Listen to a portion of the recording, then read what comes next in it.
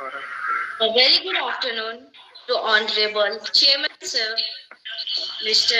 P.D. Thakur, our Director, Mr. Sneh Sir, Principal, Dr. Jyoti Walia Ma'am, IQAC Coordinator, Mr. U.S. Sinha Sir, HOD, Dr. Avat Kishore Singh, Examination Controller, Mr. Abhishek Kumar Pandey, all my teaching and non-teaching faculties, and my dear students.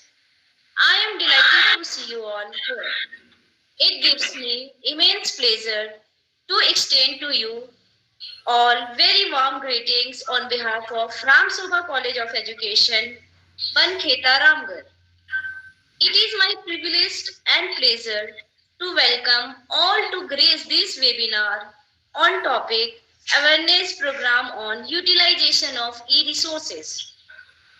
As we thrill to witness such enthusiastic participants and a highly learned audience gathered to deepen their understanding of this significant topic. Today's webinar on awareness program on utilization of e-resources aims to bring a light on various aspects associated with this topic, thereby sparking thoughtful discussions and stimulating new ideas. So, we have in some agenda of this webinar. First is to get the information about the concept of e-learning. Next one is to get aware the participants about the utilization of e-resources. Third, to get knowledge about the importance of e-resources and its uses at educational institutions. Fourth agenda is to develop the uses of e-resources in our daily life also. Last, to all participants so that we continue this type of webinar. We are also fortunate to have with us some distinguished speakers who are noted figures in their own specialization field. Each one of them brings invaluable expertise and insights that all indeed make our exploration of the webinar topic a fruitful and enriching experience. As today we have speaker Mr. Ganesh Mato, who is a librarian of our college and will explain his PowerPoint presentation on topic utilization of e-resources. As we set out on this intellectual journey, we hope that the webinar will offer all the attendees a plethora of insights, enable fruitful interaction, and inspire fresh perspective about the topic at hand. Without further ado, let's begin our session into the intriguing world of utilization of e-resources. So, let me allow ma'am and sir to start the session. Yes, ma'am, you are absolutely allowed to start the history that we are making today. Thank you. Thank you, ma'am. Thank you so much. So, firstly, I am honored to hand over the session to our respected principal, ma'am, Dr. Jyoti Walia, ma'am, for addressing this webinar and share her valuable insights. Please, ma'am. Thank you. Thanks a lot, Akanksha ma'am. So, with the blessings of Almighty God, I would like to initiate the progress that we are barging into today. First of all, I would like to thank Chairman Sir, Director Sir, and all the management members who have been substantial and phenomenal in encouraging us always on the path of progress. Especially the topic of today's seminar is so relevant that I would like to thank, first of all, Mr. Ganesh Mehtoji and all the library staff, along with the teaching staff and the non-teaching staff, who are actually been instrumental today in creating such a nice platform on which today we all are joined and going to get benefits. तो सबसे पहले देखिए, दोनों भाषाओं का प्रयोग करते हुए आज जो है थोड़ा अवगत कराना चाहूंगी आपको इस टॉपिक के साथ. जैसे कि हम देख रहे हैं, it is regarding awareness of utilization of e resources. तो सबसे पहले तो हम लोगों को ये मालूम होना चाहिए ई रिसोर्सेज क्या है और लाइब्रेरी में इनका कैसे और क्या महत्व है. तो बहुत ज्यादा डिटेल्स में तो आपको सर बताएंगे, लेकिन फर्स्ट एक जो हम इंट्रोडक्शन जो आज शुरू कर रहे हैं of this particular topic in which e-resources are actually being addressed. So you all know there are resources. There are so many resources. Some are natural resources, some are material resources which are created by human beings. और इसमें हम man-made resources की ही बात करते हैं, हम बात करते हैं science and technology की. तो with the advent of technological advancements throughout the world, we have been seeing that the teaching learning process and especially educational arena has been changed. अगर आज से 5 साल पहले की हम बात करें, and especially before COVID period 2019 से पहले की अगर हम बात करें, तो हम बहुत सारे resources use कर रहे थे. Libraries were getting automatized. 2001 में I was in CDRI Lucknow, that is Central Research Institute. वहाँ पर भी जो शुरुआत हो गई थी उस टाइम पे लाइब्रेरीज को जो ऑटोमाइज किया जा रहा था. ऑटोमेटाइज करने का मतलब था डिजिटल किया जा रहा था, यानी वो सारी बुक्स और वो सारे रिसोर्सेज जो आप एक किताब की फॉर्म में देखते हैं, जो हमेशा हमारे सामने रहते हैं, हमारे साथ रहते हैं, but somehow we are actually having some drawbacks. The whole book bank along with us, especially when we are going for some interview या किसी एग्जाम को देने के लिए हम जाते हैं. But e-resources you can easily download in your mobile phones, you can carry it along, और pen drive में हम उसको carry कर सकते हैं. तो e-resources जो है इलेक्ट्रॉनिक मीन्स हैं, यानी आप सब वाकिफ हैं भली भांति ई बुक्स के साथ, जिसके PDF आप बहुत बार शेयर करते हैं, जिसमें NCERT, CBSE और बहुत सारी अलग अलग जो ऑर्गेनाइजेशन है, they are doing the best. और इसके साथ साथ हमारी जितनी सेंट्रल यूनिवर्सिटीज हैं और काफी हद तक स्टेट यूनिवर्सिटीज भी, they are not lagging behind now. But जो रिसर्च पर्टिकुलरली आज जो मैं एड्रेस करना चाहूंगी, रिसर्च और development, that is actually being made possible that we can here sitting in India, in Jharkhand. अगर मैं चाहूँ, नेचर जो एक बहुत रेप्यूटेड जर्नल है हमारा, नेचर, जिसमें कि अलग अलग तरह के आर्टिकल्स रिलेटेड टू रिसर्च, जो PhD या स्कॉलरली आर्टिकल्स है जिसको कि पब्लिश किया जाता है, अगर मैं अपने सिस्टम पे यहाँ बैठकर एक्सेस करना चाहूँ तो मैं कर सकती हूँ. लेकिन आज से 15 साल पहले की अगर हम बात करें तो situation was entirely different. So electronics have changed our world. हम देख सकते हैं वी आर एक्चुअली एक तरह से हम कह सकते हैं वी आर ट्रैप्ड. हम हमारे चारों तरफ इस समय इलेक्ट्रॉनिक्स हैं, और इसमें जो है सबसे इम्पोर्टेंट रोल जो है हमारा ई रिसोर्सेज का है, जो कि डिजिटल लाइब्रेरीज को क्रिएट करने में मदद कर रहे हैं. अभी libraries are not only printed format में नहीं है, बल्कि डिजिटल फॉर्मेट में है. E resources actually have become an essential component of modern information ecosystems, and it provides convenient and efficient access to a vast amount of information, plethora of information I should say, and supporting learning, teaching, research and knowledge exchange on a global scale. So with these words, जिसमें कि थोड़ा सा मैं आपको अवगत कराई हूँ अभी ई रिसोर्सेज के साथ, लेकिन अब जो है आपके सामने जो नेक्स्ट स्पीकर हैं हमारे आज के जो रिसोर्स पर्सन हैं, वो आपको बताएंगे ई रिसोर्सेज के बारे में और उसका लाइब्रेरी सर्विसेज को एनहांस यूनिवर्सिटी एस्टैब्लिश कर. तो इसके बारे में आपको अब सर बताएंगे. Thank you ma'am. हाँ, thank you ma'am. Thank you so much, ma'am, for sharing your valuable information. Now I would like to hand over the session to Mr. Kalish Mahato for his PowerPoint presentation. Please, sir. Thank you, ma'am. Okay. First of all, very, very warm welcome, requested director, sir, principal, ma'am, faculties, staffs, and participant. I will present how to use e-resources in day-to-day daily life, anywhere, any places. कहने का मतलब है कि ई resource को हम कहीं पे भी हम कैसे यूज कर सकते हैं, आगे स्लाइड्स में हम देखेंगे. मैंने कुछ जो स्लाइड्स बनाया हुआ है, ई रिसोर्स में हमारे में कौन से पार्ट्स आते हैं.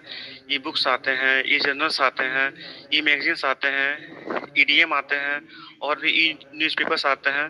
वो सब हम आगे देखेंगे. इससे पहले मैं कुछ कहना चाहता हूँ कि ICT ने काफ़ी कुछ आने वाले सालों में काफ़ी प्रगति की है. लास्ट तो अभी हम लोग एक दूसरे से इंटरकनेक्ट हुए हैं, जहाँ भी कहीं भी हैं वो आईसीटी के कारण ही हम लोग कनेक्ट हुए हैं। इसका हालिया एग्जांपल हम देना चाहेंगे कि जब कोविड-19 के दौरान हम सभी घर में बंद थे, हमारे स्कूल कॉलेजेस बंद थे, हम कहीं पे भी हम काम पे नहीं जा पा रहे थे, तो उस टाइम पे हम लोगों ने गूगल मीट या फिर जूम का हम लोगों ने इस्तेमाल किया था। उस टाइम पे फर्स्ट टाइम हम लोग गूगल मीट वगैरह का हम लोग इंट्रोड्यूस हुए थे। वो जो मीडियम था वो एज ए ई रिसोर्स ही था वो। उसको और आगे बढ़ाते हुए हम लोग और किस-किस क्षेत्र में हम लोग आगे कर सकते हैं ई रिसोर्स को वो आज हम लोग देखेंगे।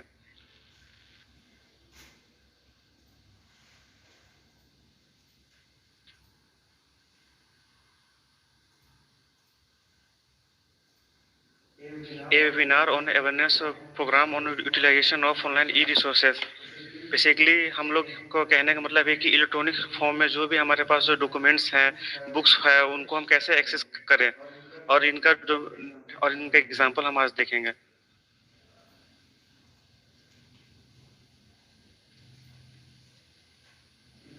इंट्रोडक्शन, पॉइंट ऑफ डिस्कशन आज का हमारा है first introduction, purpose of e resources, need of e resources, basic requirement for accessing e-resources, type of e-resources, feature of e-resources, how to access e-resources, copyright issue for e-resources, useful website for libraries।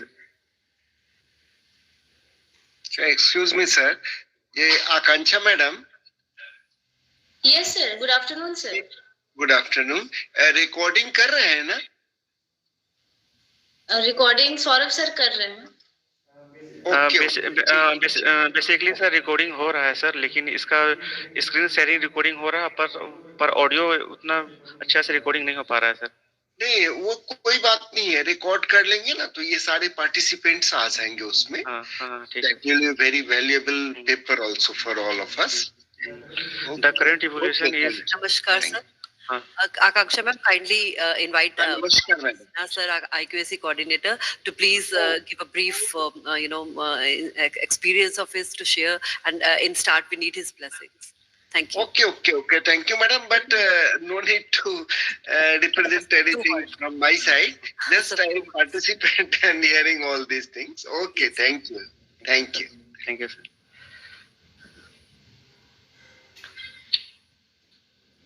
The current evolution is in information technology brings in information in way of information communication.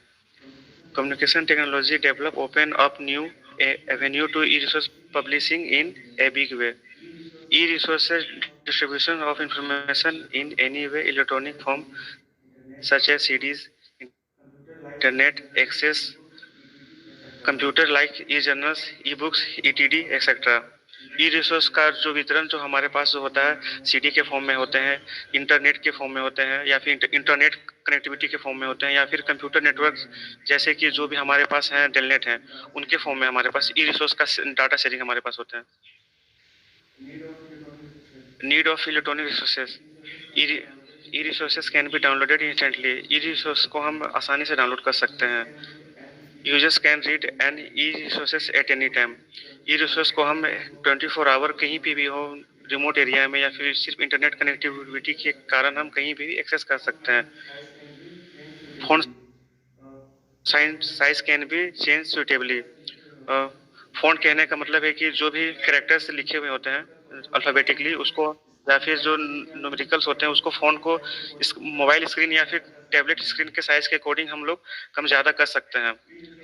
E resources provide facility easily.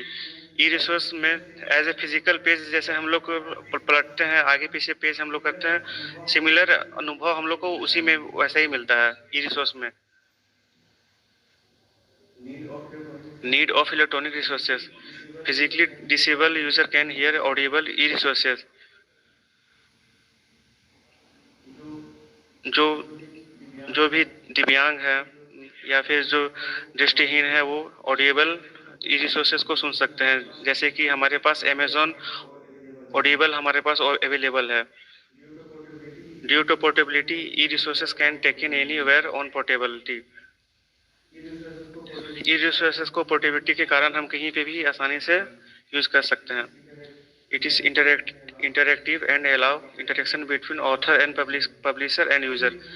E resources के distribution में सबसे बड़ा benefit ये होता है कि अगर e resource में अगर कुछ भी अमेंडमेंट करना है या संशोधन करना है तो डायरेक्ट हम लोग ई रिसोर्स के उसमें फीडबैक फॉर्म के साथ में हम लोग ऑथर को हम लोग रिक्वेस्ट कर सकते हैं कि इसमें अमेंडमेंट करिए या फिर इसमें कुछ भी नया एड ऑन करिए। तो ये चीज़ हमारे लिए बेनिफिशियरी है कि अप टू डेट हम लोग करवा सकते हैं ई रिसोर्स में।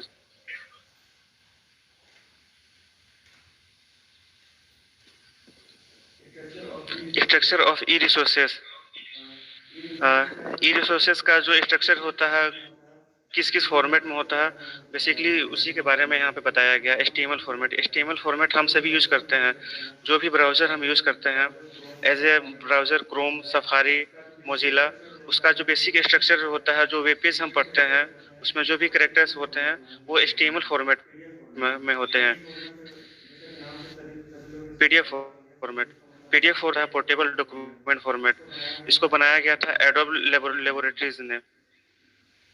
PDF का मेन रीजन होता है कि इसमें अगर कोई भी डॉक्यूमेंट है तो इसका जो कैरेक्टर है कहीं भी दाएं बाएं स्लिप नहीं होते हैं। ऐसे फिक्स पैटर्न पे PDF बनाया जा सकते हैं ऐसे पेज के साइज के अकॉर्डिंग।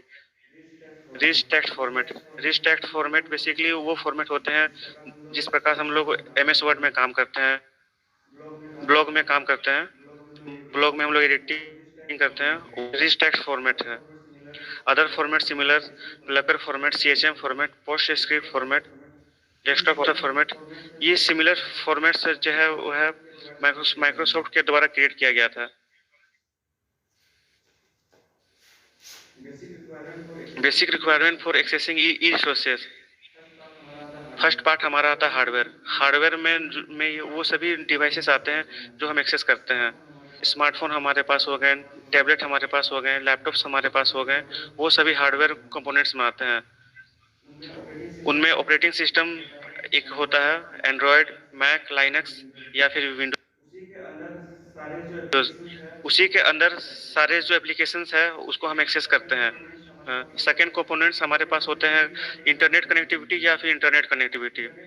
इंटरनेट कनेक्टिविटी होने से वर्ल्ड वाइड वेब जो भी साइट्स हमारे पास जो इंटरनेट पे अवेलेबल है उसको हम यूज कर सकते हैं। और इंटरनेट कनेक्टिविटी वो कनेक्टिविटी होता है जिसमें एक लिमिटेड एरिया के लिए ही वो एक्सेस होता है। जैसे कि अगर हम यूनिवर्सिटी या फिर कॉलेज में अगर हम कोई भी वेबसाइट या फिर सॉफ्टवेयर को हम यूज करना चाहे तो उस पार्टिकुलर लोकेशन में ही वो सॉफ्टवेयर काम करेंगे। इंटरनेट का एक बेसिक एग्जांपल हमारे आसियाई लाइब्रेरी में है, कोहा सॉफ्टवेयर है जो इंटरनेट कनेक्टिविटी पे काम करता है। और नेक्स्ट थिंग सॉफ्टवेयर कहने का मतलब है कि हम लोग NDLI हाल ही में हमारे कॉलेज के द्वारा रजिस्ट्रेशन किया गया है जिसका सॉफ्टवेयर प्ले स्टोर पे भी अवेलेबल है। उसको डाउनलोड करके यूजर ID पासवर्ड को क्रिएट करके हम लोग और भी हम लोग ई रिसोर्स को हम लोग पढ़ सकते हैं। और last thing is web portal means website similar. तो वेबसाइट कहने का मतलब है कि हम लोग गूगल पे सर्च करते हैं www.delnet.com, तो वैसे ही हम लोग और भी जो पोर्टल्स है वैसे ही सर्च करके हम लोग एक्सेस कर सकते हैं। Types of E resources. E books similar. E books वैसे ही होते हैं जैसे कि फिजिकली हम लोग ई बुक्स हम लोग रीड करते हैं। इसका मैं एग्जांपल दिखाना चाहता हूँ।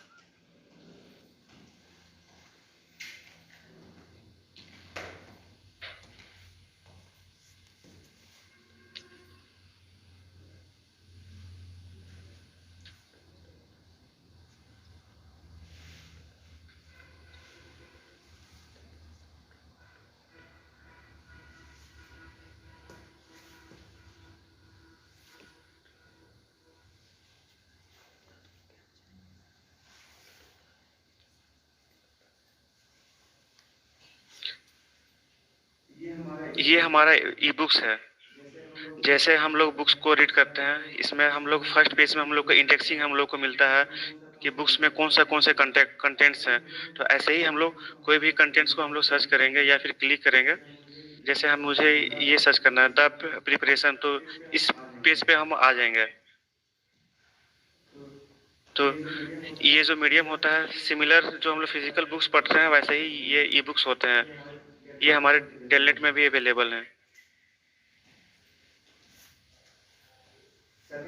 सेकेंड थिंग ई जर्नल्स। ई जर्नल्स जैसे कि हम लोगों ने देखा होगा कि डेलनेट हम खोलते हैं तो राइट साइड का जो सेक्शन है ई जर्नल्स के जो कॉलम बने हुए हैं उसमें ई जर्नल्स आते हैं। ई जीन्स यहाँ पे काफी लोगों को कंफ्यूजिंग लग रहा होगा कि ई जीन्स है क्या। ई जीन्स बेसिकली ई मैगजीन्स को कहते हैं। जैसे प्रतियोगिता दर्पण हो गया, सामान्य ज्ञान दर्पण हो गया, सक्सेस मिरर, योजना, कुरुक्षेत्र, उसको हम ई जीन्स में हम लोग काउंट कर सकते हैं। और ई जीन्स का को हम लोग गूगल पे भी सर्च कर सकते हैं या फिर उसके पोर्टल में भी जा सकते हैं। जैसे कि हमें खोजना है योजना, गवर्नमेंट की कौन सी योजना अभी चल रही है लास्ट 6 मंथ से, तो हम सर्च करेंगे www.e-योजना.com। तो उस पर हम ई योजना में हम इंटर हो जाएंगे। उसके बाद हम इस योजना के जो भी मैगजीन्स वगैरह फिर होंगे उसको हम रीड कर सकते हैं। ई न्यूज़पेपर, ई न्यूज़पेपर कहने का मतलब ही हमको समझ में आ रहा है कि इलेक्ट्रॉनिक्स न्यूज़पेपर। इलेक्ट्रॉनिक्स न्यूज़पेपर अभी जितने भी प्रेस मीडिया है, प्रभात खबर या टाइम्स ऑफ इंडिया है, सभी ई न्यूज़पेपर में अवेलेबल हैं। सिर्फ हमें अपने ब्राउजर में सर्च करना है ई न्यूज़पेपर और उनके पोर्टल पे जाके हम ई न्यूज़पेपर पढ़ सकते हैं। हमारे डेलनेट में भी ई न्यूज़पेपर का एक सेक्शन बना हुआ है, उसमें आप जाके ई न्यूज़पेपर पढ़ सकते हैं। रेफरेंस बुक वो बुक होते हैं जो एकेडमिक बुक्स के अलावा और भी चीज़ हमारे हेल्पफुल में काम आते हैं, कॉम्पिटिशन लाइफ में और नया चीज़ सीखने में, तो वो चीज़ रेफरेंस बुक्स में आते हैं। जैसे इंसाइक्लोपीडिया हो गए, विकिपीडिया हो गए, एटलस, डाटा, वो सब रेफरेंस में आते हैं। Next, E thesis and dissertation, उसको कहते हैं जो मास्टर्स डिग्री कर रहे होते हैं अपने, जो सिनोप्सिस जमा करते हैं या फिर जो पीएचडी कर रहे होते हैं, उनके जो डॉक्यूमेंट जो अपने यूनिवर्सिटी या फिर कॉलेज में जमा करते होते हैं उनको बोलते हैं ईटीडी। इसका एग्जांपल मैं दिखाना चाहूँगा इलेक्ट्रॉनिक्स थीसिस एंड डिसर्टेशन का।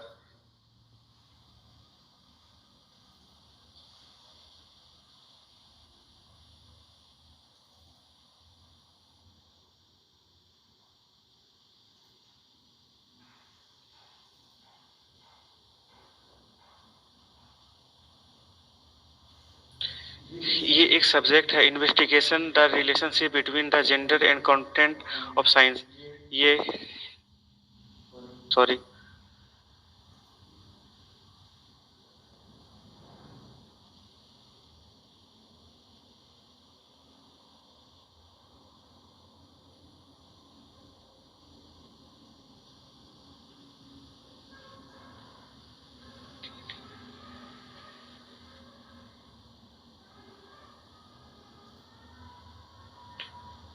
इसमें हम देख सकते हैं कि उन्होंने अपना जो थीसिस है सबमिट किया है यूनिवर्सिटी ऑफ दिल्ली को, doctor of philosophy by Deepika Bansal under the supervision of professor Sadhana Saxena, professor Namita Ranganathan.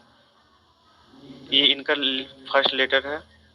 उनके बाद इनके जो डॉक्यूमेंट्स एब्स्ट्रैक्ट को हम पढ़ सकते हैं।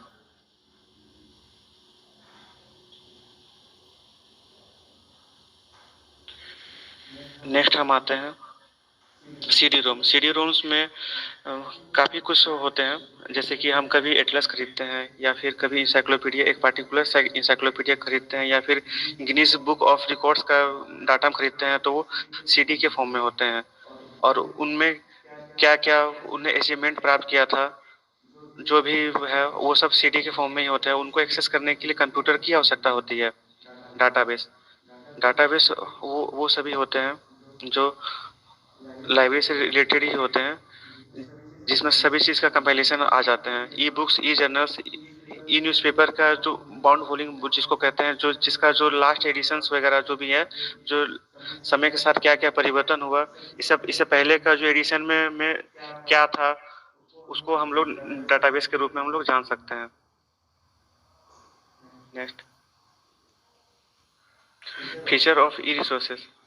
Text can be searched except when represented in the form of images. Hundreds of thousands may be carried together on one devices approximately, so average e-books can be stored on one cost. Distribution at low cost. यानी मतलब है कि एक छोटे से अपने device में हम लगभग 100 to lakh e books store कर सकते हैं और उनका वितरण काफ़ी सस्ता होता है। जो फिजिकल बुक्स हम खरीदते हैं वो लगभग उनके कंपैरिजन में 75% लेस देन होते हैं। Feature how to access e resources. Internal base access where the e-resources may be accessed through the institution's portal or institution subscribes repository. Internal base access का मतलब है कि जो भी रिसोर्स का शेयरिंग जो होता है एक पोर्टल के माध्यम से या फिर कॉलेज जो जिसने भी सब्सक्राइब कर रखा है किसी मीडियम को उसके द्वारा रिसोर्स का शेयरिंग होता है। जैसे हमारे यहाँ पे डेलनेट है, डेलनेट के माध्यम से हम लोग का रिसर्च जो भी ई रिसोर्स का शेयरिंग हमारे पास होता है। अगर हम यूनिवर्सिटी लेवल पे होते तो हमारा जो रिसोर्स का शेयरिंग होता है एक रिपोजिटरी वेबसाइट बना के उस पर इस यूजर नेम पासवर्ड के द्वारा हमारा जो भी ई रिसोर्सेस का है उसका शेयरिंग हमारा होता है। Rules for accessing electronics e-resources. The e-resources are licensed for the non-profit educational use for institute. Copyright law governs is based on license agreement with publishers. कहने का मतलब है कि ये जो ई रिसोर्स जो होता है नॉन प्रॉफिट के लिए होता है। हमें ई रिसोर्स को सिर्फ अपने फायदे के लिए ही यूज करना चाहिए, ना कि उसका जेरोक्स करा के या फिर जो ग्रुप में यहाँ वहाँ शेयर करते हैं और उसके लिए उसको शेयर करें कहीं पे भी। कॉपीराइट जो क्लेम होता है पब्लिशर और जो डिस्ट्रीब्यूटर के बीच में ही होता है। हम लोग जो है कॉपीराइट क्लेम के अंदर में ही हम लोग आते हैं। जैसा कि कॉपीराइट के बारे में हम कहना चाह रहे थे, जो भी कॉपीराइट के अंदर में जो हम लोग आते हैं, एक जो भी पार्टिकुलर जो किसी ऑथर के द्वारा लिखा गया बुक्स या फिर कोई आर्टिकल है उसका सिर्फ हम लोग 10% हम लोग ही उसको कॉपी कर सकते हैं, उससे ज़्यादा हम लोग नहीं कर सकते हैं। अगर उससे ज़्यादा हम लोग कॉपी कर सकते हैं तो उनके द्वारा लीगल नोटिस हमारे पास आ सकती है। Useful website for e library. E Pathshala basically NCERT books के लिए ही बनाया गया है। जो भी एनसीईआरटी के जो बुक्स है हम पीडीएफ के फॉर्म में या फिर ईपीयू के फॉर्म में हम लोग पोर्टल में हम लोग खोल के हम लोग पढ़ सकते हैं। इसका एग्जांपल मैं दिखाना चाहता हूँ।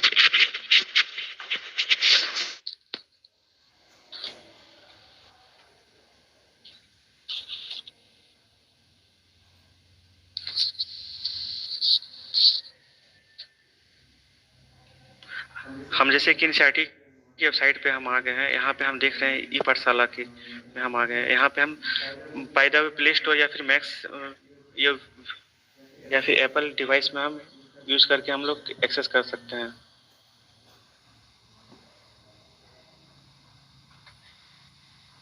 एनसीईआरटी बुक्स को रीड करने के लिए हम यहाँ पे स्टूडेंट या फिर जो भी हम अपना सेलेक्ट करेंगे, टीचर्स, एडुकेटर या पेरेंट्स एडुकेटर्स पे हम जाते हैं।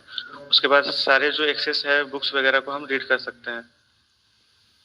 सिमिलर जो भी हमारे जो करिकुलम में हम लोग जाते हैं स्कूल में करने के लिए, सारे बुक्स यहाँ पे अवेलेबल है, उसको हम लोग यूज कर सकते हैं।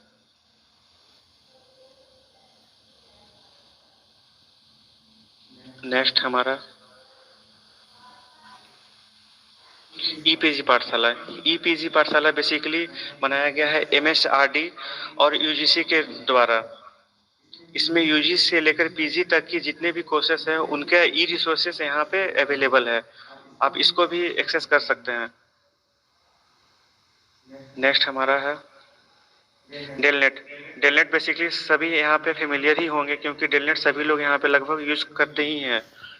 डेलनेट यूज करने के लिए हम लोग जाते हैं न्यू डिस्कवरी पोर्टल पे, जो कॉलेज के द्वारा दिया गया यूजर आईडी पासवर्ड के द्वारा लॉगिन करके हम लोग यहाँ से ई रिसोर्सेस, ई जर्नल्स, ई न्यूज़पेपर आदि पढ़ सकते हैं, लेकिन यहाँ पे कुछ लिमिटेड रिसोर्सेस हमें पढ़ने को मिलती है। कुछ कॉपीराइट इशू के कारण से हम दूसरे जो लाइब्रेरी है वहाँ के जो एक्सेस है उसको हम रीड नहीं कर पाते हैं। ई सोर्स सिंधु बेसिकली इसमें रिसर्च जो होते हैं, सिनोप्सिस होते हैं, वो चीज़ हमें यहाँ पे मिलते हैं। एजुकेशन के फील्ड में क्या क्या इम्प्लीमेंट हो रहा है, किसी ने क्या सबमिट किया हुआ है, फाइल्स वगैरह, वो चीज़ हमें यहाँ पे ई सोर्स सिंधु में मिलते हैं। इसका इंटरफेस मैं दिखाता हूँ।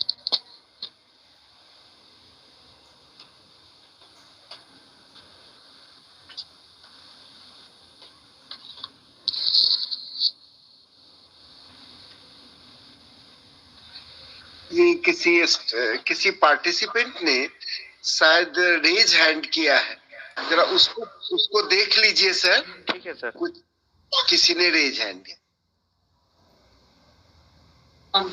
After completing the PowerPoint presentation, we will allow to ask the question.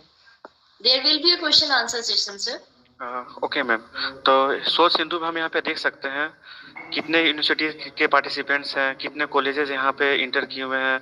आप यहाँ पे देख सकते हैं 10,000 प्लस जर्नल्स हमारे पास हैं, 1,99,000 आसपास हमारे पास ई बुक्स हैं, और इतने सारे बुक्स हमारे पास एनडीएल के द्वारा शेयर अप किया गया है। 21 रिसोर्स हमारे पास है, 4 डाटाबेस सेंटर इनके बने हुए हैं। आप यहाँ पे भी सर्च करके different types of E materials को आप पढ़ सकते हैं।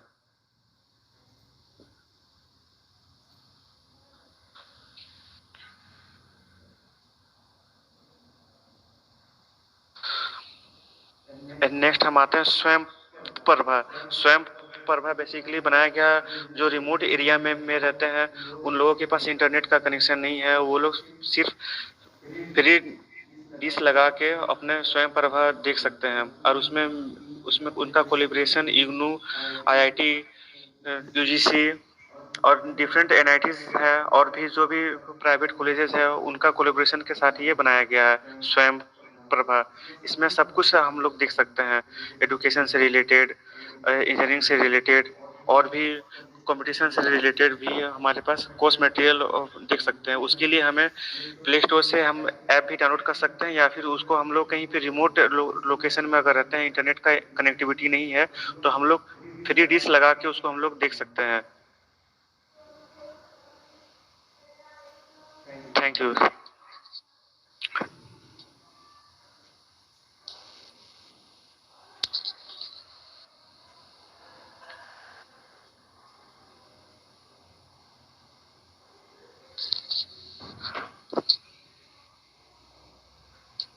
Yes, sir. Your presentation is over. So now the session is open for questioning. But before that, I would like to request IQAC coordinator Shri U.S. Sinha ji to please shower us with his kind words and blessings, as we are actually making a history today. And in this webinar series, we have initiated the new chapter in the history of college. So kindly, Sinha sir, please bless us with your kind words. Thank you.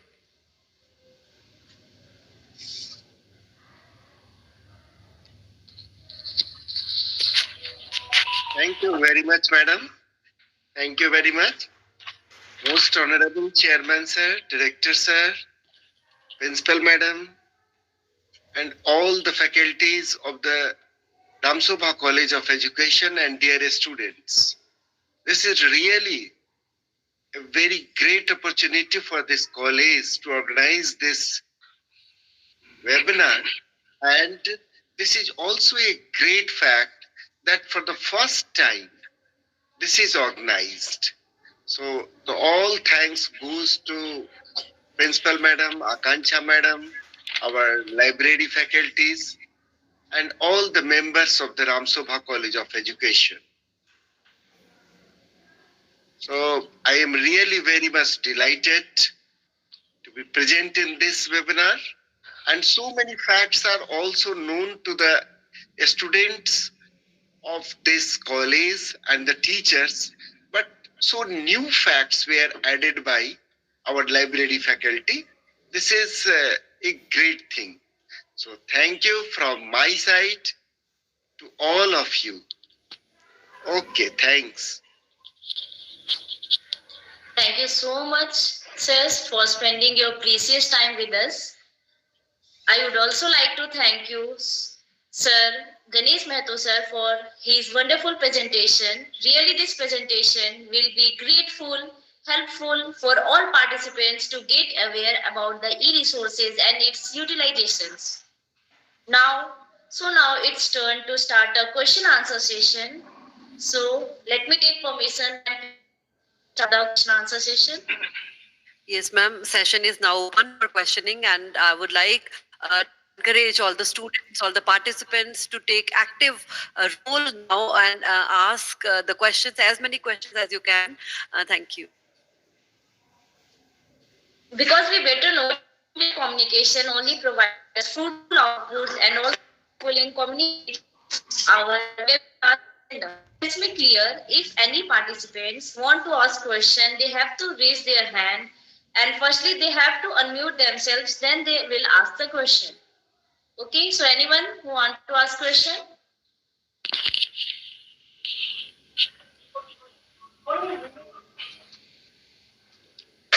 Yes. Neha Tiwari. Neha Neha Tiwari has. हाँ बोलिए बोलिए question बोलिए. Yes, sir. Good afternoon, sir. हाँ good afternoon ma'am. Sir, I want to know that what is hybrid library, sir? Hybrid library is mix up of is there printed books and non-printed books like e-resources is called hybrid library. Hybrid library कहने का मतलब है कि जहाँ पे हमारे पास printed books भी है या फिर कंप्यूटर के जो है फॉर्म में सीरीज में या फिर जो है ई बुक्स के माध्यम से हमारे पास डाटाबेस हमारे पास है, उनको हाइब्रिड लाइब्रेरी बोलते हैं. Okay, sir. Thank you, sir.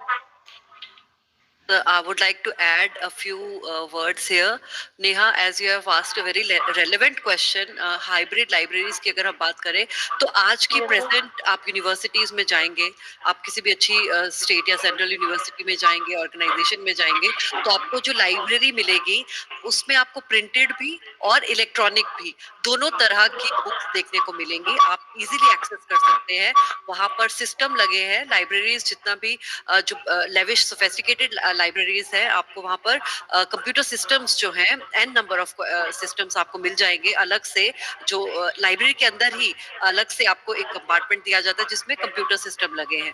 ठीक है, तो वहां पर आप साथ ही साथ जो प्रिंटेड बुक्स हैं जो कि नॉर्मल एक जब हम लाइब्रेरी का विजुअलाइज करते हैं तो आप हमको दिखाई देता है रैक्स अलमीराज भरी हुई किताबें, राइट. और हाइब्रिड लाइब्रेरी में आपको कंप्यूटर सिस्टम साथ में मिलेंगे.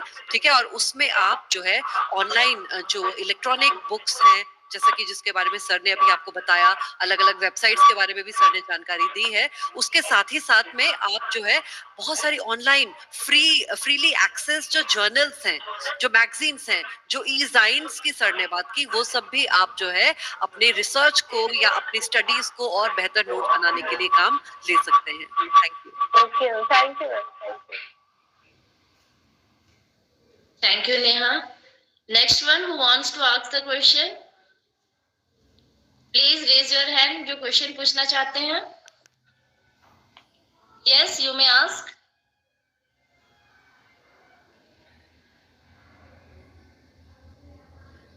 Sangeeta? Yes, Sangeeta, you may ask question. Wikipedia का एग्जांपल क्या होता है?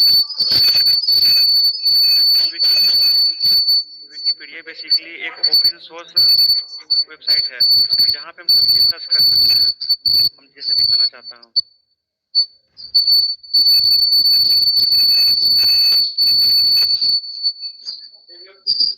मैं दिखाता हूँ विकिपीडिया के लिए. स्पीकर ऑफ कर लीजिए. संगीता, आप स्पीकर ऑफ कर लीजिए बेटा.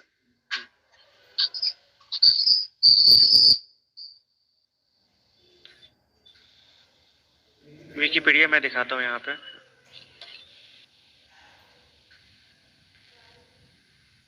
Wikipedia basically open access e resource का एक प्लेटफॉर्म है जहाँ पे हम डिफरेंट टाइप्स ऑफ सब्जेक्ट के या फिर करेंट अवेयरनेस होंगे या फिर हिस्टोरिकल कोई भी मतलब कि हमें जानकारी जानना उसको हम सर्च कर सकते हैं यहाँ पे. ये बेसिकली ओपन एक्सेस है, इसमें कोई भी चार्जेस वगैरह नहीं लगते हैं विकिपीडिया को सर्च करने में। और इसका प्ले स्टोर से एक ना ऐप भी आता है, उसको भी आप लोग एक्सेस कर सकते हैं।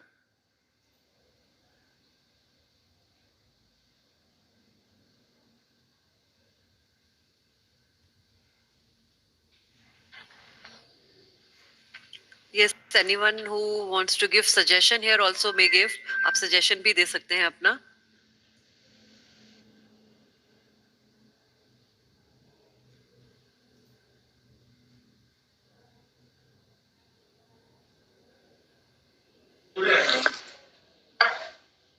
Now, please, next one who wants to ask the question. Yes, someone has raising their hand. Chandramohan Kumar, GRK block, Suman Anand Jha. Sir blogs क्या होता है सर, जिससे उसमें क्या करियर बनाया जा सकता है? हाँ, देखिए How can I search for articles? Article, अच्छा ठीक है, आर्टिकल के बारे में मैं बताऊंगा। सबसे पहले ब्लॉग्स एंड ब्लॉग के बारे में समझेंगे। अभी जैसे कि ब्लॉग्स, जैसे कि एज ए सिमिलर आप समझ सकते हैं, जैसे कि आप कहीं पे भी आप सर्च कर सकते हैं। मैं दिखाता हूँ ब्लॉग क्या होते हैं।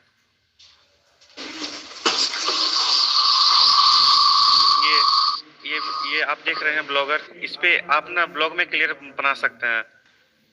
ब्लॉग में आप कोई भी, जैसे कि ब्लॉग बनाते हैं, यूट्यूब में ब्लॉग बनाते हैं जिसमें वीडियो आर्टिकल्स होते हैं, इसमें ना रिटन आर्टिकल्स होते हैं। जैसे कि आपने किसी भी सब्जेक्ट के ऊपर आपको बनाने हैं, कोई आपको सब्जेक्ट है या फिर कोई ट्रेवल से रिलेटेड कोई भी मैटर्स हैं, या फिर कोई भी आपको जो लास्ट एक्सपीरियंस है उसको आप ना ब्लॉग में आप कंप्लीट कर सकते हैं। एज सिमिलर ब्लॉग, उसको ऐसे ही हम लोग समझ सकते हैं कि वीडियो कंटेंट, उसको हम लोग ब्लॉग करते हैं। अभी लगभग सभी लोग, कुछ लोग जो है ब्लॉग करते हैं यूट्यूब में, आपने देखा होगा। जैसे कि हमारे जो इंडिया के जो ब्लॉगर, जो फेमस जो ब्लॉगर है झारखंड के, हमारे जो ब्लॉगर हैं मनोज डे हैं, और रांची के कुछ जो ब्लॉग हैं नीतीश हैं, वो सब हमारे यहाँ ब्लॉगर हैं। वो सब वीडियो कंटेंट बनाते हैं, और जो रिटेन में जो कंटेंट बनाते हैं सिमिलर वेबसाइट, उसको ब्लॉग बोलते हैं। Thank you sir.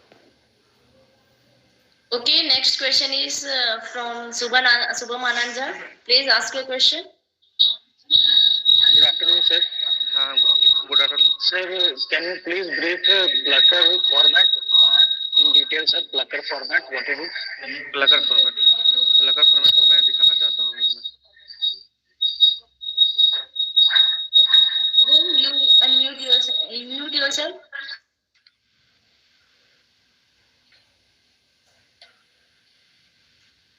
Plugger document format जो है, जो पाल्म बेस्ड जो ओएस जो डिवाइसेस जो पहले आते थे, पीडीए डिवाइसेस आते हैं, उनमें होता था। और एक और फॉर्मेट हमारे पास होते हैं ईपीयूबी फॉर्मेट। ये भी काफी हम लोग यूज करते हैं। जैसे हम लोग जो है अमेजोन का जो है किंडल हम लोग यूज करते हैं, आपने नाम सुना ही होगा। Yes, sir. Yes. हाँ, तो अमेजोन जो किंडल है, उसमें उसका जो भी कंटेंट्स वगैरह होता है, उसमें जो हम लोग जो फॉन्ट के जो साइज है अपने अकॉर्डिंग हम लोग चेंज कर सकते हैं। बस इसी सब फॉर्मेट के कारण से ही ये सब पॉसिबल हो पाते हैं, समझे? जी sir. हाँ। Thank you, sir.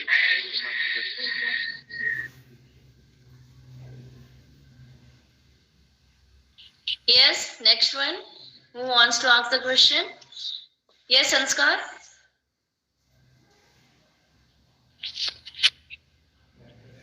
Yes, sir. Sir, my question is, what is the advantage of using e-resources?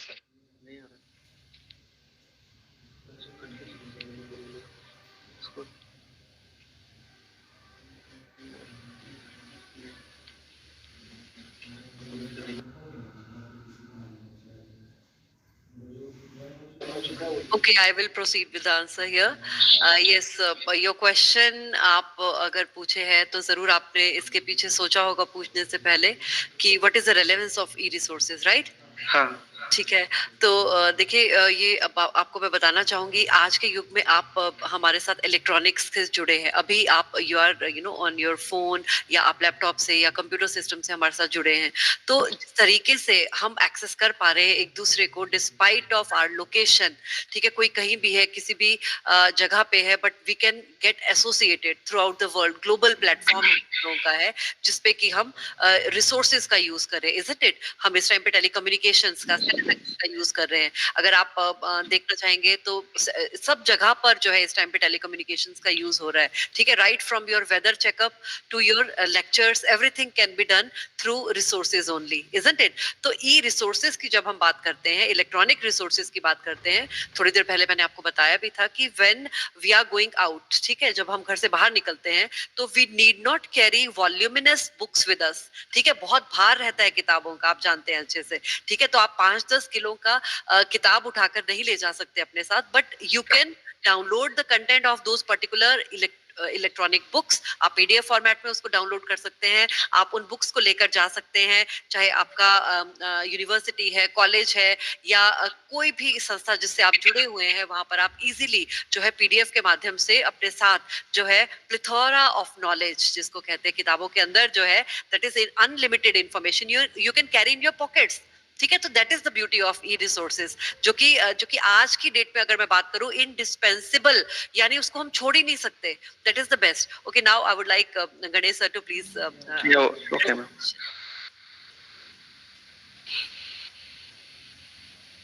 Yes, I think next question is from Amar side. Amar, please ask your question.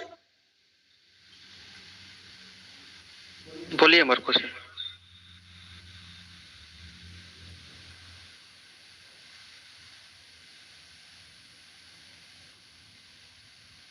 I think there is a technical problem. Anyone who want to ask the question? Yes, Sakshi, please ask your question.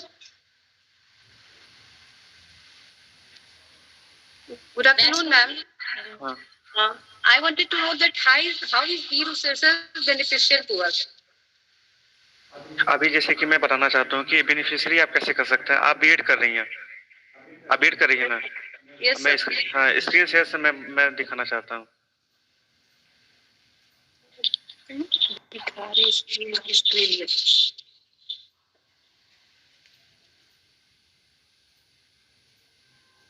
Kindly mute yourself, साक्षी।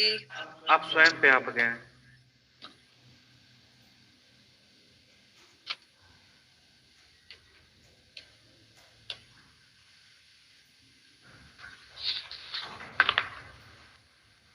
आप यहाँ पे education से related कोई भी search कर सकते हैं।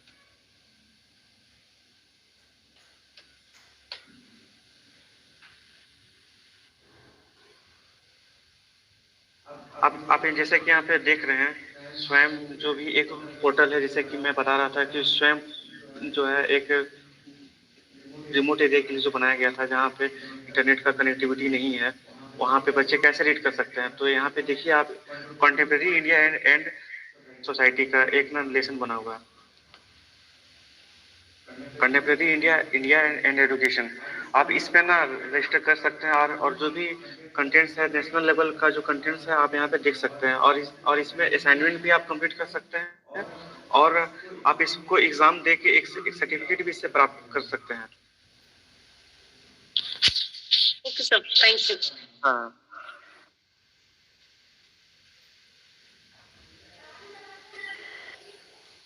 Yes. All the participants who want to ask the question, please ask question. जो भी क्वेश्चन पूछना चाहते हैं, प्लीज क्वेश्चन पूछ लीजिए। यस, प्रिया। Yes, ma'am. Good afternoon, sir. बोलिए। So, what is peer review? Peer review, हाँ यस, हाँ बहुत अच्छा सवाल है ये। पीयर रिव्यू बेसिकली जो जर्नल्स जो छपते हैं वो उनके लिए होता है। ऐसे समझिए कि मैं एक ऑथर हूँ, मैंने एक ना जर्नल्स लिखा हुआ है लाइब्रेरी साइंस के विषय में, या फिर जो है लाइब्रेरी को क्लासिफाई कैसे किया जाए। लेकिन जो जर्नल छपने से पहले जो मेरे और जो लाइब्रेरी जो एक्सपर्ट्स हैं वो पहले रिव्यू करेंगे, उसके बाद वो जर्नल छपेगा। उसको हम लोग बोलते हैं peer review journals, peer review हम लोग उसको बोलते हैं। Okay, sir. Thank you, sir. हाँ, प्रिंटेड होने से पहले वो मतलब कि रिव्यू किया जा चुका है, उसमें कोई गलती नहीं है। ठीक है, इसको मैं थोड़ा सा ऐड ऑन करना चाहूंगी। बहुत अच्छा क्वेश्चन पूछा है बेटा आपने। पीयर रिव्यू जो है रिसर्च में हम लोग यूज करते हैं ये टर्म, और इसका जो सिग्निफिकेंस है वो हर एक क्योंकि पीयर रिव्यू जब हम करते हैं तो फिर एक्चुअली देखिए साइंस में रिसर्च में basically we are objective, we should be precise. ठीक है, जब हम किसी को कोट करते हैं तो it would not be like कि XYZ या राम ने ये कहा। ठीक है, राम ने कब कहा, किस किताब में उन्होंने ये पब्लिश करवाया, किस ईयर में उन्होंने ये रिसर्च किया, everything should be written in a proper, उसका जो रिकॉर्ड है वो हमारे पास होना चाहिए। ठीक है, एक एग्जांपल मैं आपको देना चाहूंगी। आज हम सब जानते हैं कि पहला हवाई जहाज किसने बनाया था। Can you answer my question students? Who made the first aeroplane और aircraft on this earth? You can type in the chat box also. Yes, come up with the answer. Wright brothers. अच्छा ठीक है, Wright brothers. Okay, very good. तो इसके बारे में अगर आप थोड़ा सा रिसर्च करेंगे तो आप जान पाएंगे एक भारतीय का नाम, जिनका नाम जुड़ा हुआ है जो फर्स्ट इंडियन है। कोई बता पाएगा मेरे को उसका आंसर? इंडियन हु डिजाइन्ड जो सबसे पहला एयरक्राफ्ट है, जिन्होंने डिजाइन किया था। यस,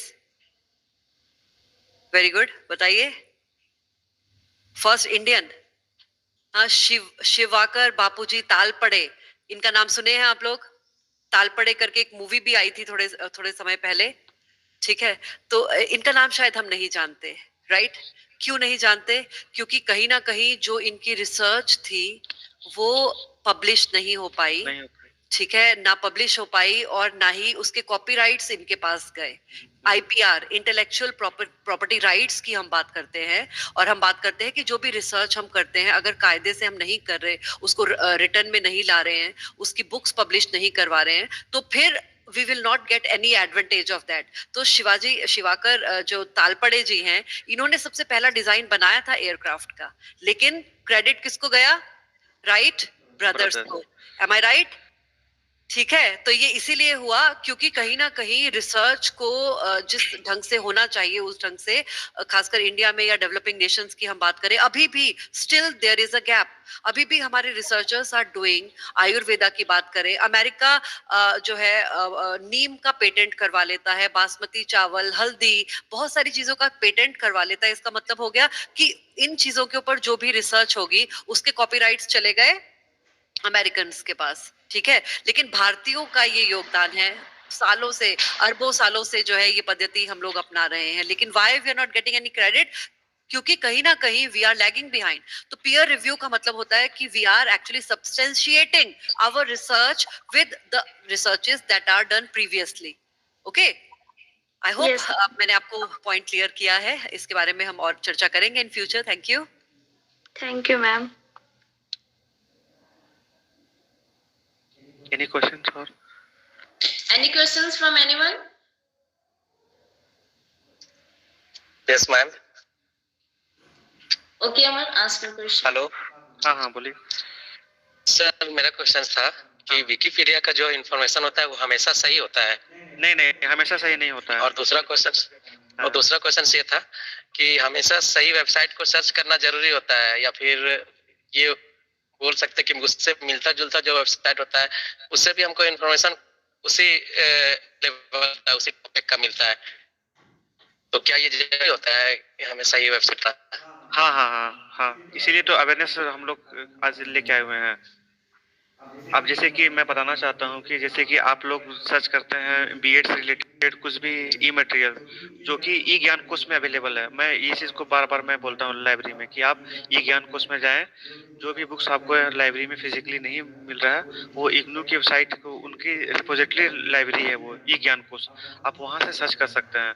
और विकिपीडिया में कोई जरूरी नहीं है कि वो जो भी डाटा उन्होंने इंटर किया हुआ है जो भी, क्योंकि उसमें कंट्रीब्यूशन काफी लोगों का उसमें होता है। विकिपीडिया में एक आर्टिकल के लिए काफी सारे ऑथर्स उसमें होते हैं और समय समय के अनुसार उसमें ना चेंजेस होते रहते हैं, तो उसको हम लोग ऑथेंटिक हम लोग नहीं मान सकते हैं विकिपीडिया को। Yes, sir. I would like to supplement the answer. Amar, you have raised a very genuine question. बहुत Yes, अच्छा yes. क्वेश्चन आपने पूछा है बेटा कि Yes. ऑथेंटिसिटी का पता कैसे चलेगा, क्योंकि आज की डेट पे अगर हम एक वर्ड भी टाइप करते हैं और गूगल करते हैं तो will get n number of articles, यानी infinite number of articles will pop up. लेकिन क्या वो सभी आर्टिकल्स जो वेबसाइट्स खोलकर हमें दे रही हैं, क्या वो सही है? क्या उसमें जेन्युइन इन्फॉर्मेशन आ रही है? तो नहीं, बिल्कुल नहीं। ये सर ने जिस तरह से बताया, हमें गणेश महतो जी ने बिल्कुल सही बताया कि सभी वेबसाइट्स पे आपको जेन्युइन इन्फॉर्मेशन नहीं मिलती है। इनफैक्ट विकिपीडिया भी जो है, it is not a journal या एक जो है स्टैंडर्ड मापदंड इसमें भी नहीं अपनाए जाते हैं। हालांकि बट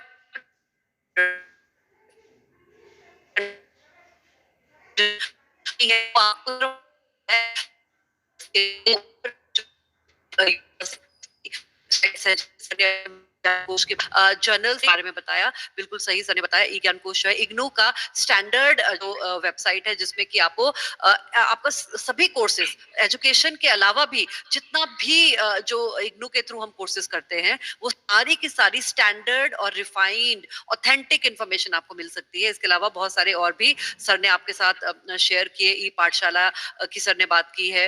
उसके अलावा गवर्नमेंट की जो वेबसाइट्स हैं, गवर्नमेंट की जो आपको इंफॉर्मेशन मिलेगी, उसके ऊपर आप भरोसा कर सकते हैं। बट बहुत सारे ऐसे वेब लिंक्स खुलते हैं या वेबसाइट्स खुलती हैं जो फेक होती हैं।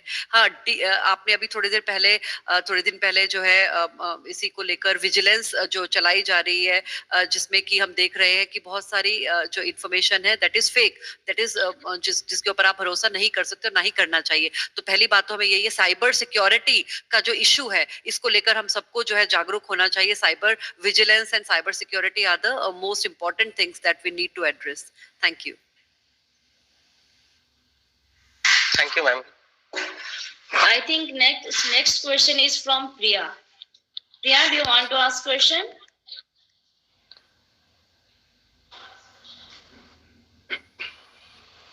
Okay, anyone who wants to ask the question? कोई भी क्वेश्चन पूछना चाहते हैं तो पूछिए। मैम हम पूछना चाहते हैं ना, जो बीएड का सिलेबस है वो उससे मिल जाएगा मैम इस रिसोर्स में? हाँ हाँ, मिल जाएगा। Thank you sir.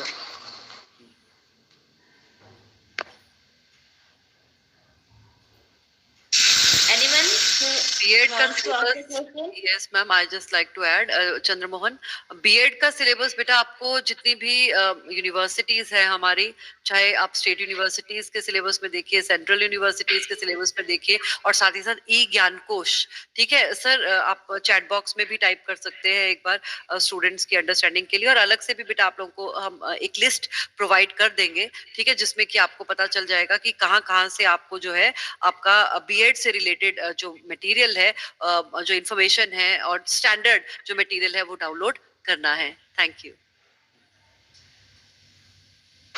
Yes, Thank you, ma'am. yes, Naveen, do you want to ask the next question?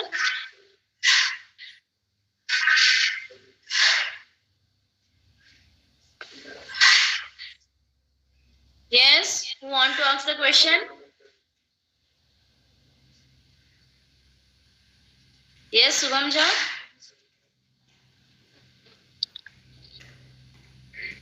Sir, I would like to ask a question. Is there any disadvantages of e-resources, or how can we go for the correct information with correct e-resources, sir? हाँ, electronic resources का नुकसान भी है। जैसा कि मैं बोलना चाहूँगा कि इलेक्ट्रॉनिक रिसोर्सेज को एक्सेस करने के लिए हमारे पास इसमें हार्डवेयर में, जैसे मैं बोलना चाहूँगा, आपके पास एंड्रॉयड या फिर विंडोज़ या फिर कुछ ना डिवाइसेस आपके पास चाहिए, और उसमें इंटरनेट का एक्सेस चाहिए। और बहुत बार ऐसा भी होता है कि जो इंटरनेट पे हम सर्च कर रहे हैं वो हमारे लिए ऑथेंटिक नहीं होता है।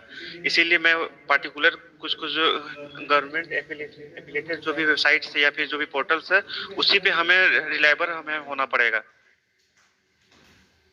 जैसे कि मैं बात कर रहा हूँ एनडीएलआई का, मैं बात कर रहा हूँ एनडीएलआई, टेलनेट वगैरह होगी, जो मैं ई ज्ञान कोश का बात कर रहा हूँ, पाठशाला का बात कर रहा हूँ, ईपीजी पाठशाला का बात कर रहा हूँ, स्वयं का बात कर रहा हूँ, वो सब पे आप रिलायबल हो सकते हैं। बाकी और भी जो है वो इन्फॉर्मेशन मिल सकती है, लेकिन वो ऑथेंटिक शायद नहीं भी हो सके। यस सर, बिल्कुल सही आपने कहा. I would like to add on here, digital divide के बारे में आपने जरूर सुना होगा. और कोविड टाइम में हमने देखा भी, देखिए बहुत सारे लोग थे जो कि वंचित रह गए, जो कि एक्सेस नहीं कर पाए, है ना, इलेक्ट्रॉनिक माध्यम से जितनी भी जानकारी थी जो हम देना चाह रहे थे, लेकिन बहुत सारे लोग जो है उसको एक्सेस नहीं कर पाए क्योंकि डिजिटल डिवाइड है. देखिए अगर इंडिया की हम बात करें, हमारी जो इकोनॉमी है it is still developing. Not everyone has the necessary technology infrastructure such as reliable internet connectivity और electronic devices to fully utilise these e resources. तो ये तो एक पहला रीजन हो गया. दूसरा ये हो गया कि अगर हम ई रिसोर्सेज यूज करते हैं तो definitely we have to get reliance on technology. हमें पूरी तरह से निर्भर हो जाना पड़ेगा टेक्नोलॉजी पे. और इसमें अगर किसी तरह का डिसरप्शन होता है, सच एज पावर कट या पावर आउटरेज की अगर हम बात करें, नेटवर्क फेलियर की हम बात करें, या हार्डवेयर माल फंक्शन की हम बात करें, तो it can definitely hinder users access to information. और अगर हम बात करें एक और, that is information overload. Overload of anything, overdose of anything can be जो आपके हेल्थ के लिए भी खराब हो सकती है. उसी तरीके से डेटा की भी हम बात करें, इंफॉर्मेशन की भी हम बात करें, अगर डिजिटली हम एक्टिव हैं तो यू मस्ट हैव सीन कि जो लोग बहुत ज्यादा हमेशा ऑनलाइन रहते हैं या इंफॉर्मेशन को टेक्नोलॉजी के थ्रू ही जो है लेना चाह रहे हैं, तो definitely there are so many health issues associated here. Then again इसके बाद हम बात करेंगे कॉपीराइट इन्फ्रिंजमेंट की और साथ ही साथ लाइसेंसिंग रिस्ट्रिक्शंस की, जिसकी बात थोड़ी देर पहले हमने की थी जब हमने बात की थी आईपीआर यानी इंटेलेक्चुअल प्रॉपर्टी राइट्स की. तो definitely e resources can come with copyrights and license restrictions. और ये भी एक लिमिटेशन है जिसमें कि जो सर ने कहा था लीगल इशू तक हो सकता है, हमको नोटिस आ सकते हैं. Then loss of traditional library experience, क्योंकि जब भी हम लाइब्रेरी वर्ड बोलते हैं तो हम हमेशा अपने आप को घिरा हुआ पाते हैं किताबों से, रैक से, अलमीरा से, इजंट इट. तो अगर इलेक्ट्रॉनिक डिपेंडेंस ज्यादा हो जाएगी तो definitely the shift towards digital resources will lead to the potential loss of the traditional library system in future. Okay, then digital preservation challenges. Again, digital preservation is a big issue. Okay, rapid technological advancement and changing file formats can definitely lead to जो है preservation कैसे की जाए, क्या strategy अपनाई जाए जिससे कि हम ऑनलाइन जो या इलेक्ट्रॉनिक जो कंटेंट है और उस नॉलेज को हम यूज कर पाए आने वाले शताब्दियों तक. ठीक है, जिस तरह से हम देखते हैं पांडुलिपियां या बहुत पुरानी किताबें जो थी हमारे पूर्वजों ने जो लिखी थी वो लॉस्ट हो गई. अगर हम नालंदा यूनिवर्सिटी की बात करें जहां पर भी जो है हमारा सारा जो डाटा है वो आग में जलने के कारण लॉस हो गया था, तो उसी तरीके से हम देख सकते हैं कि यहाँ पर भी again we are at risk. Okay, then there are some security risk also here along with this. Okay, thank you. Thank you, sir. Thank you, ma'am. I think next question is from our Suniti ma'am. She wants to ask the question. Yes, ma'am. Please proceed. Good afternoon, all of you. My question is, what are the courses using which we can do using online platforms, sir? हम लोग क्या ऐसा course कर सकते हैं online platform पे जो कि हमारे लिए यूजफुल हो? अभी जैसे कि मैं दिखाना चाहता हूँ, स्वयं पे मैं दिखाता हूँ. यहाँ पे सैकड़ों कोर्सेस यहाँ पे अवेलेबल है. स्वयं जो बेसिकली बनाया गया था यूजीसी और एमएसआईडी के द्वारा, जिसमें यूजीसी लेवल पे जो भी है बहुत सारे कोर्सेस यहाँ पे अवेलेबल हैं. आप यहाँ पे सर्च कर सकते हैं ऑल कोर्सेस में. आपको यहाँ पे दिख रहा होगा एनिमेशन है, 3D प्रिंटिंग्स है. ये सब कोर्सेस अपने अकॉर्डिंग सुटेबल के कुछ भी कोर्स कर सकते हैं. इसमें ज़्यादा समय लगता नहीं है. 15 वीक, 8 वीक, 1 महीने, सप्ताह भर का भी कोर्स यहाँ पे अवेलेबल है. जो चीज़ हम स्कूल कॉलेज पे नहीं सीख पाए हैं वो हम डिजिटली हम सीख पाएंगे इस माध्यम से, इलेक्ट्रॉनिक्स माध्यम से. सिमिलर हम सर्च करना चाहते हैं एजुकेशन.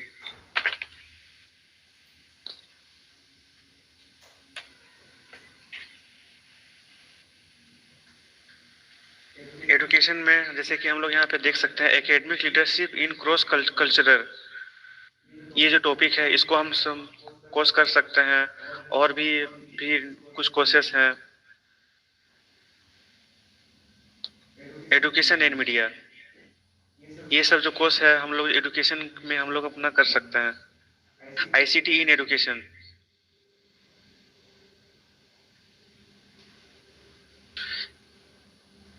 इंफॉर्मेशन कम्युनिकेशन का क्या रोल है ऐसी एजुकेशन में, उसको हम लोग यहाँ पे कोर्स कर सकते हैं और हम लोग अपना बेनिफिशियरी हम लोग हो सकते हैं। इनके जो इंस्ट्रक्टर हैं वो है डॉक्टर अजीत कुमार सी, इग्नू के हैं ये। So what cost, what type of cost will be when we do this course? What will be the cost of for this course? Basically ये सब कोर्सेज के लिए कोई 1 रुपया नहीं लगता है। बस जो हम एग्जामिनेशन लिखते हैं सर्टिफिकेट लेने के लिए, तो सिर्फ उसके लिए एग्जामिनेशन चार्ज हमें देने होते हैं और उनके जो एग्जाम होते हैं असाइनमेंट के फॉर्म में होते हैं और एग्जाम लिख के सर्टिफिकेट लेने के लिए हमें सिर्फ एग्जाम पैसा लगता है, बाकी इसमें और कुछ चीज के लिए पैसा नहीं लगता है।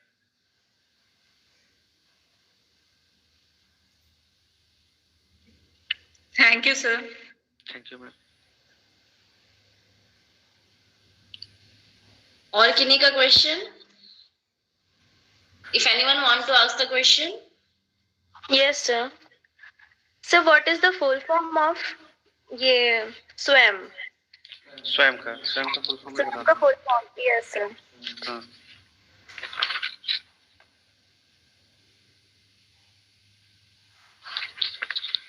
सेल्फ लर्निंग ऐसा करके फुल फॉर्म है, मैं बताता हूँ।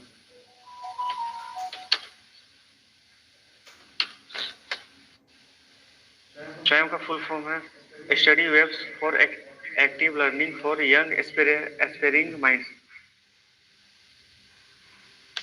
Okay, sir. Yes. So I would like to add on here. Yes, very nice questions. Everyone is asking, students as well as my faculty. देखिए बहुत सारे courses हैं और इसमें बहुत सारे online free courses हैं that we can do, we can access. ठीक है, तो ऐसा नहीं है कि हमें बहुत पैसा खर्च करने की जरूरत है।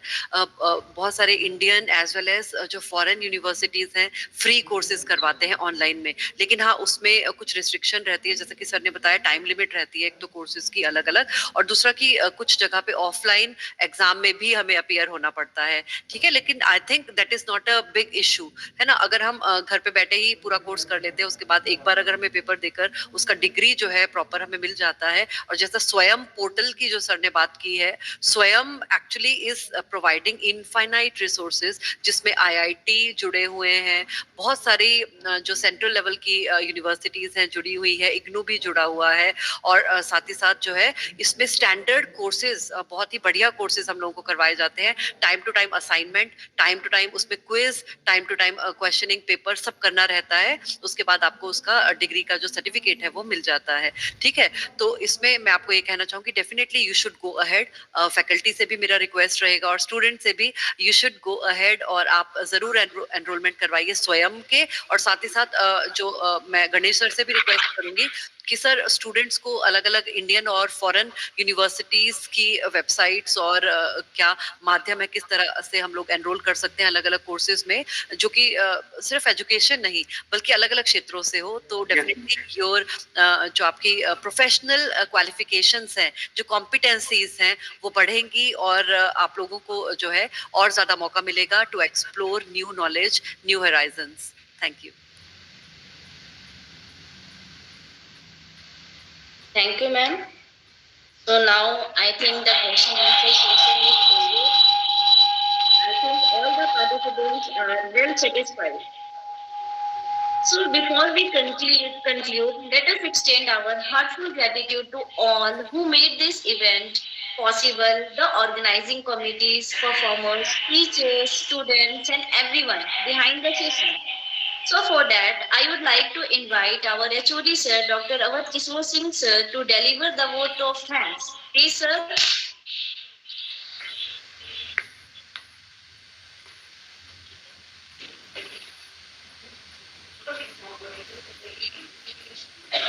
Thank you ma'am. जोहार, मैं डॉक्टर अवध किशोर, विभाग अध्यक्ष, रामसभा कॉलेज ऑफ एजुकेशन।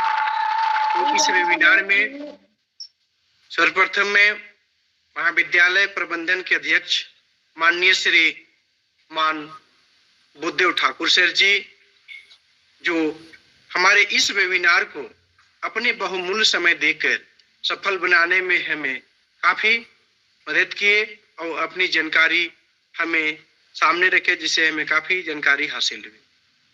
तत्पश्चात महाविद्यालय के निदेशक महोदय जो काफी समय को समझते हुए और हमारे इस वेबिनार को सफल बनाते हुए हमें काफी जानकारी दिए। हमारे राष्ट्रीय मूल्यांकन एवं प्रत्यायन परिषद के समन्वयक श्रीमान उमाशंकर सिन्हा सर जी, जो अपने बहुमूल्य समय देकर इस वेबिनार को सफल बनाने में काफी हमें मदद किए। महाविद्यालय के प्राचार्य श्रीमान डॉक्टर ज्योति वालिया मैम, जो शुरू से अंतिम तक अपनी कड़ी मेहनत से अपनी एक एक शब्द जोड़कर वाक्य बनाकर हम सभी को इस वेबिनार के माध्यम से ऑनलाइन के माध्यम से जो शिक्षा प्राप्त हम कर सकते हैं, इसकी जानकारी काफी अपने उस समय देकर हमें सिखाने का मौका दिए। साथ ही परीक्षा नियंत्रक श्री अभिषेक पांडे सर जी, जो अपने सारे काम का छोड़ करके इस बहुमूल्य समय में वेबिनार को सफल बनाए। वेबिनार संचालनकर्ता होस्ट सहायक व्याख्याता मिस आकांक्षा सिंह, जो काफी कड़ी मेहनत करके इस सेमिनार को संचालन करने की काम किए। वेबिनार व्याख्यानकर्ता पुस्तकालय अध्यक्ष श्री गणेश महतो जी, जो अभी तक हमें जानकारी नहीं थी, इन सभी नई नई तकनीक बातों को हमारे सामने प्रस्तुत किए, जो हमारे जीवन में काफी बहुमूल्य और महत्वपूर्ण कारगर शब्द था। वेबिनार तकनीकी में संगणक संचालनकर्ता मिस्टर ऋतिक कुमार, मिस्टर सौरभ कुमार, इन दोनों ने अपने तकनीकी व्यवस्था से अभी हम सभी के एक साथ ऑनलाइन वेबिनार करने का मौका मिला है, जो ऋतिक और सौरभ जी का काफी महत्वपूर्ण योगदान रहा है। एवं हमारे सभी व्याख्यातागण और महाविद्यालय के सभी कर्मचारीगण, साथ साथ हमारे महाविद्यालय के सभी प्रशिक्षुओं को मैं धन्यवाद देना चाहता हूं, जो इस वेबिनार को सफल बनाने में सभी लोग अपने बहुमूल्य समय दिए और इस वेबिनार से जानकारी हासिल करके आगे आने वाले समय में ऑनलाइन शिक्षण प्राप्त करने के लिए काफी सजग और सबल रहेंगे। पुनः मैं महाविद्यालय परिवार की ओर से सभी को धन्यवाद देना चाहता हूं, जो इस महाविद्यालय में सर्वप्रथम आज पहली बार इस वेबिनार का आयोजन किया गया, जिसमें हमारे महाविद्यालय के प्राचार्य डॉक्टर ज्योति मैम को मैं पुनः धन्यवाद देता हूं, आभारी हूं, जो इस वेबिनार को सफल बनाने में हमें काफी मदद किए और अपना बहुमूल्य समय दे करके सफल बनाए। धन्यवाद सभी को। Yes, I would like to request ma'am Ganesh sir को काइंडली प्रेजेंटेशन मोड से अपना स्क्रीन को हटाइए और सभी से रिक्वेस्ट करूंगी एक बार अपना वेबकैम ऑन करेंगे, वीडियो ऑन करेंगे, ताकि हम एक ग्रुप फोटो जो है वो क्लिक कर सकें। तो ऋतिक जी, सौरभ जी से रिक्वेस्ट है कि जो है ग्रुप फोटो के जो क्लिक्स हैं उसको आप सेव कर लीजिए। ठीक है, सभी लोग अपना वीडियो और जो फोटो है उसको 2 मिनट के लिए ऑन करिए, ऑल ऑफ यू। म्यूट कर लीजिए गणेश जी, म्यूट। आशा, प्रेमिका, आप लोग भी ऑन कीजिए कैमरा। सब लोग ऑन कर लीजिए जो लोग ऑन नहीं किए हैं। अंकिता मैम, प्रिया गोप, इंडियन ज्योग्राफी एकेडमी, अपने नाम से जो है लॉग इन करना चाहिए हमेशा। GK vlog,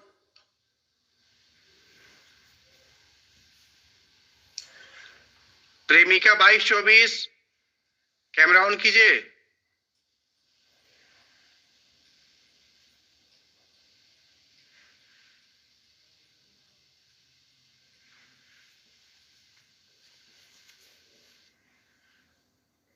yes, I think photo click हो गया होगा। ऋतिक जी, सौरभ जी, अनिल जी, ठीक है ma'am, kindly proceed further. Thank you. Okay, ma'am. Thank you, sir. Thank you, ma'am. As we conclude this enlightening webinar, I would like to express my heartful gratitude to all the speakers for sharing their immense knowledge and expertise with us. I appreciate all attendees for their active participation and valuable contribution. It's been a pleasure hosting this webinar, and I hope everyone leaves today with a greater understanding and new perspective on our focus topic. Lastly, I would like to request you all to get ready for the national anthem. So please all of you stand at your place and you have to mute yourself because there will be an instrumental music played. Okay, so please stand up at your place. Saurabh sir, please play the music.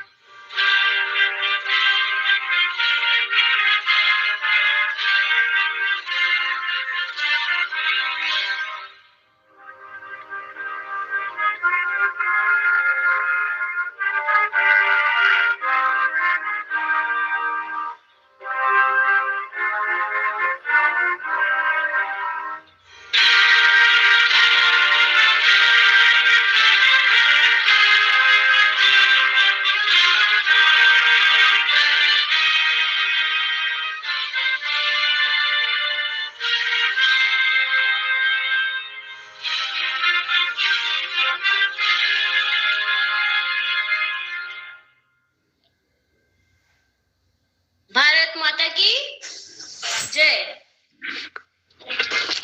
Thank you so much for making this webinar a success. At the end of the session, you will get the feedback form, so you have to fill that form and please give a better suggestion. Thank you. May you all leave now. Thank you.